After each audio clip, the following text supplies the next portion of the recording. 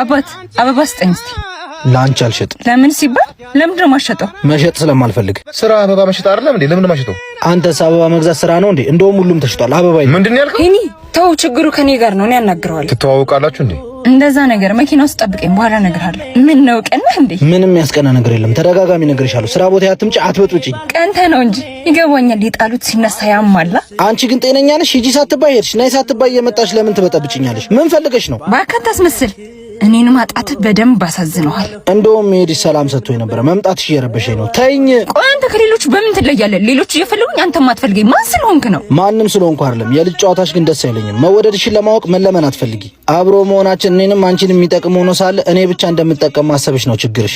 አባት ፈላሰፍ ወደዛ እንደፈለግሽ ማሰብ ትችያለሽ። አንድ ነገር ግን ወቂ፣ ከተለያየ ሰው ጋር መምጣትሽ እንኳን ሊያስቀናኝ ከምን አይነት ሰው ጋር ነበርኩ ብዬ እንድጠይቅ ነው የሚያደርገኝ። የራሱ ጉዳይ። ልብሽና ገንዘብሽን ለተንኮል ከምታዩ ለምን አባቶችን አታግዥበት? የምን አባቶች?